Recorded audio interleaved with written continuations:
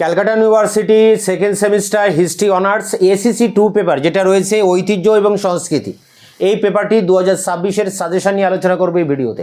তো দেখো, এই পেপারে যে সমস্ত প্রশ্ন রয়েছে তার মধ্যে এসিসি পেপার তোমরা একেবারে নতুন পড়ছো, তোমাদের এখানে কিন্তু 50 নম্বরের পরীক্ষা হবে। 30 নম্বরের একটা প্রশ্ন আর 10 নম্বরের দুটো প্রশ্ন, যা দেওয়া থাকবে তার ডবল প্রশ্ন আসবে। অর্থাৎ 10 নম্বরের প্রশ্ন দুটো লিখতে হয় 20, সেখানে 4টি প্রশ্ন আসবে।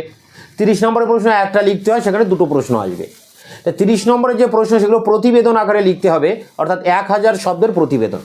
যেমন কেমন আসতে পারে, যেমন এই চ্যাপ্টার থেকে যে বাংলার একটি মেলা সম্পর্কে প্রতিবেদন লেখো, তোমরা পৌষ মেলা লিখতে পারো, বা এখানে গঙ্গাসাগর মেলা, এই দুটোর উপরেই 1000 ওয়ার্ডের প্রতিবেদনের অ্যান্সার আমি দিয়েছি চ্যানেলে, তোমরা সার্চ করলেই পেয়ে যাবে। যদি বা এটা না দিয়ে এটা দিতে পারে যে বাংলার একটি উৎসব সম্পর্কে লেখো, সেক্ষেত্রে দুর্গা উৎসব লিখতে পারো, দুর্গা উৎসব, সেখানেও আমি 1000 শব্দের প্রতিবেদন দিয়েছি, তোমরা দুর্গা উৎসব বলে সার্চ করলেই অ্যান্সার পেয়ে যাবে প্রতিবেদনের। তো এইভাবে 30 নম্বরের যে প্রশ্ন, এখানে বাংলার একটি হয় মেলা নতুবা উৎসব, যদি তোমরা পড়ো যে কোনো মেলা বা যে কোনো উৎসব সম্পর্কে 1000 অব্দের প্রতিবেদন, তাহলে এই দুটোর মধ্যে একটা জেনুইন 30 নম্বর কমন পেয়ে যাচ্ছে। বাকি থাকে 10 নম্বরের দুটো প্রশ্ন, তা সেখানে 4-5টা প্রশ্ন পড়লেই সব প্রশ্ন কমন পাওয়া যায়। যেমন ঐতিহ্য কাকে বলে, ঐতিহ্য সংরক্ষণে ভারতের ভূমিকা কী, ঐতিহ্য সংরক্ষণে জাদুঘরের ভূমিকা কী, ঐতিহ্য সংরক্ষণের গুরুত্বটা কী, ঐতিহ্য সংরক্ষণের বৈশিষ্ট্য কী, এমন থাকতে পারে।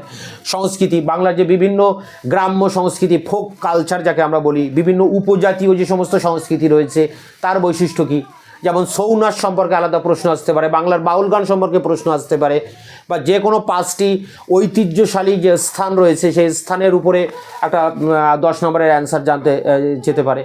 বা ভারতের যে পর্যটন শিল্প, সেই পর্যটন শিল্পকে কিভাবে প্রভাবিত করছে ভারতের এই যে ঐতিহ্যশালী যে ঐতিহাসিক স্থানগুলো রয়েছে, যে স্থানগুলোকে কেন্দ্র করে পর্যটন শিল্প গড়ে উঠেছে, তাই এদের মধ্যে সম্পর্ক কী, মানে এই ঐতিহাসিক ঐতিহ্যশালী স্থানগুলোর সাথে পর্যটনের কী রিলেশন, এবং এই পর্যটন শিল্পকে আরও কীভাবে বেশি ডেভেলপ করা যায়, এই টাইপের নানা রকম প্রশ্ন থাকে। সেই প্রশ্নগুলো যে আমি অন স্ক্রিনে তুলে ধরছি, তোমরা খাতায় নোট ডাউন করবে। এখানে সব প্রশ্নের উত্তর তোমরা চ্যানেলে পেয়ে যাবে, আমি ভিডিও ডেসক্রিপশন বক্সে তার উত্তরের লিঙ্কগুলো দিয়ে রাখবো, তোমরা অ্যান্সারগুলো দেখে নিও।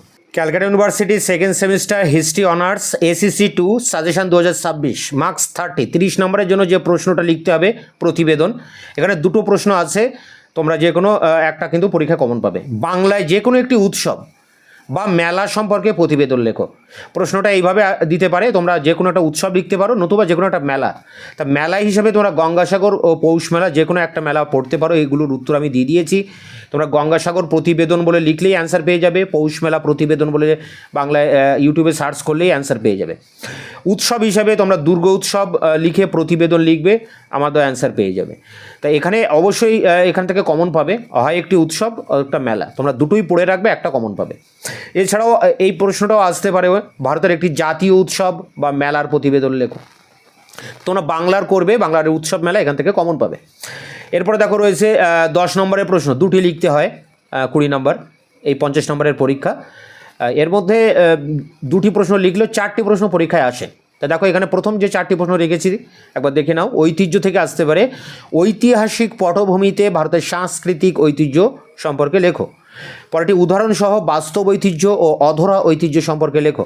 পরেরটি ইতিহাস ও ঐতিহ্যের মধ্যে সম্পর্ক লেখো। পরেরটি ভারতের সাংস্কৃতিক ঐতিহ্য সংরক্ষণের গুরুত্ব, বা আসতে পারে ভারতের সাংস্কৃতিক ঐতিহ্য সংরক্ষণের বৈশিষ্ট্য। এরপরে দেখো রয়েছে আরও কিছু প্রশ্ন রাখা আছে, বাংলার বাউল গান সম্পর্কে লেখো, পুরুলিয়ার ছৌ নাচ সম্পর্কে লেখো। পরেরটি কীভাবে লোকশিল্প মানুষের সংস্কৃতি বুঝতে সাহায্য করে। পরেরটি ভারতের লোকজ অর্থাৎ ফোক এবং উপজাতি অর্থাৎ ট্রাইবাল উৎসবগুলির বৈশিষ্ট্য। এবং শেষ প্রশ্ন, ভারতের সাংস্কৃতিক ঐতিহ্য সংরক্ষণে সংগ্রহশালার ভূমিকা কী।